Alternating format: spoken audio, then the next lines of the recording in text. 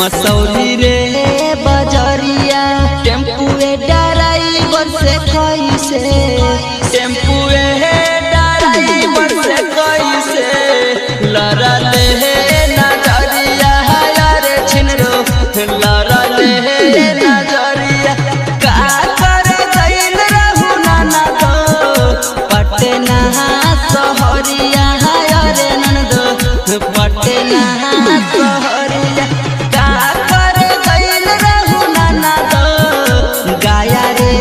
बजरिया यारे छिनरो गाया रे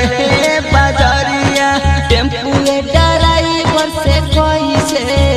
ट्रैक्टर ड्राइवर से कैसे लड़ा ले नजरिया यारे छिनरो लड़ा ले नजरिया लड़ा ले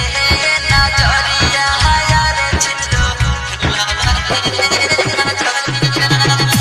अनन्या रिकॉर्डिंग स्टूडियो पटना।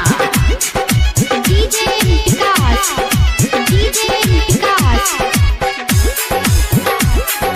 मटियारा सीतामढ़ी ओठवा झुराइल कैसे बाटे बिखरल बबलिया यारे ननदो बिखरल बबलिया ओठवा झुराइल कैसे बाटे बिखरल बबलिया यारे छिनरो बिखरल बबलिया कवन टेम्पू वाला तोह से कवन ट्रैक्टर वाला तोह से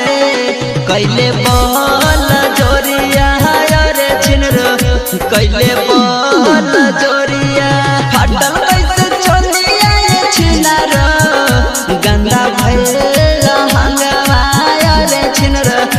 गंदा भइल हंगवा फाटल कैसे चलिया ये छिनरो गंदा भइल हंगवा यारे छिनरो गंदा भइल हंगवा के तोहके धैले कवरिया के तोहके धैले कवरिया आ बिचे रे बजरिया यारे छिनरो बिचे रे बजरिया यारे छिनरो बिचे रे बजरिया डीजे विकास मटियारा सीतामढ़ी नायक नसीला के तू तो